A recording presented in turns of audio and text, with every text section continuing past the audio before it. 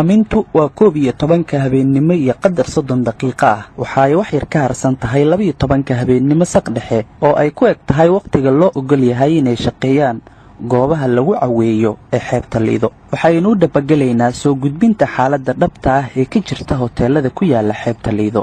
xarunta shabakada wararka kulmiye ayaynu ka baxnay inagoo ah tiro howlwadeena KNN ka tirsan.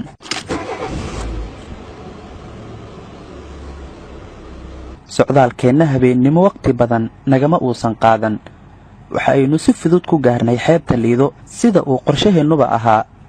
waxa aynu diiradda saarnay goobaha la sheego inay hoy u yihiin dhaqan xumada Muqdisho. waxaynu isla garanay inaynu saf u galno gelista mid ka mid ah hoteelada halkaasi ku yaala. baaritaan kadib waxaana loo ogolaaday halka lagu soo dhaweynayo dadka hoteelkii galaya iyada oo ay noo suura gashay inaynu gudaha la galno aaladeena coddoobista si qarsoodi ah. waxaa halkaasi fadhiyay wiil iyo gabar dhalinyaro ah. waxay noo sheegeen inaynu bixino lacag dhan $15 oo ah furaha lagu galo gudaha hoteelka.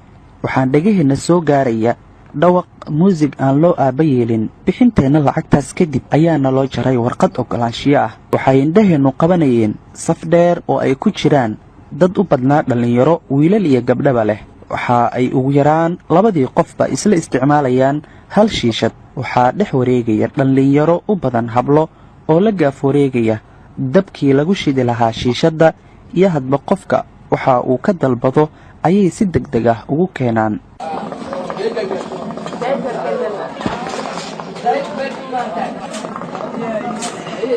weli si fiican uma sii gaarin hoolka ay muusigu ay naga soo gaarayso waxaa noo dhawaaqday gabadh aan ku qiyaasnay da'aadda 19 jir.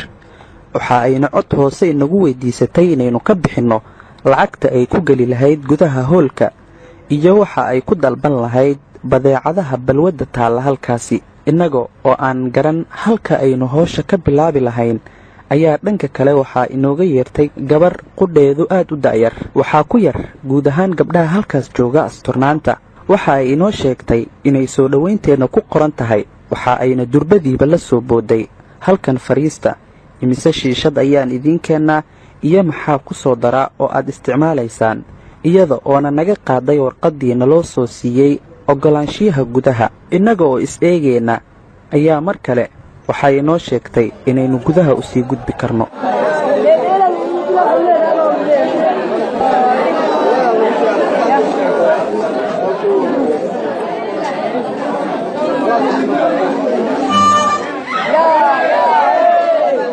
halka aynu taagannahay waa goob mugdi ah. hool dhowr tallaabo inoo jira oo isna mugdi ah ayay naga soo gaarayaan codadka dhaadheer ee muusiga ama heesaha habeenka lagu dheelayo. hoolka xaggiisa ayaynu u jaleecnay si aan naloo dareemin. waxaynu isla garanay inaan la jaan qaadno jawiga koobta uu qoobka ciyaarku ka socdo. waxa inoo muuqda dhammaan waa dhalinyaro wiilal iyo gabdhaba leh. laba ayay isugu ciyaarayaan.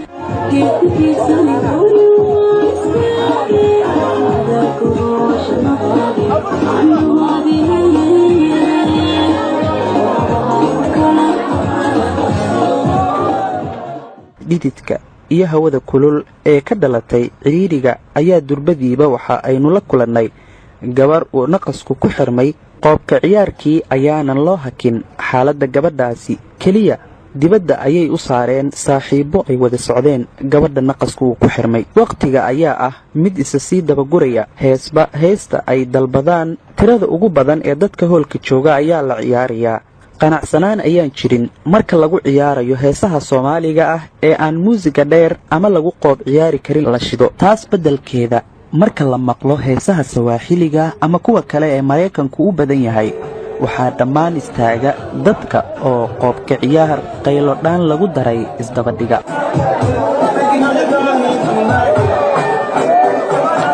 waxaynu adkeysan kari weynay kulaylka iyo dhawaqa dheer ee heesaha oo ay u sii dheer tahay ciriiri. waxaynu isku daynay inaynu u gudubno qol kale oo ka xiga dhanka xeebta.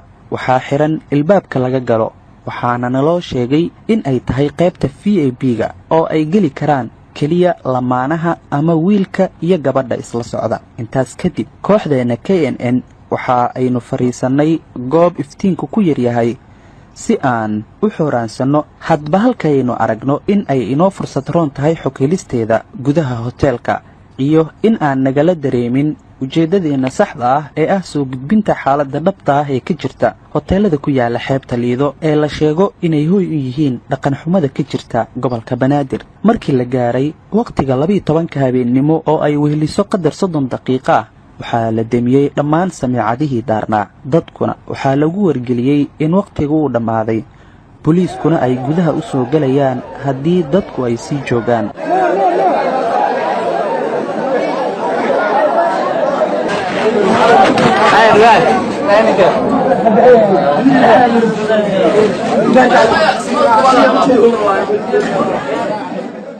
Wadada ayaa sidoo kale kula kulanay ciidamo booliis ah oo bajaajta weydiinaya halka ay ka socdaan iyo sababta xilligaas ay u socdaan.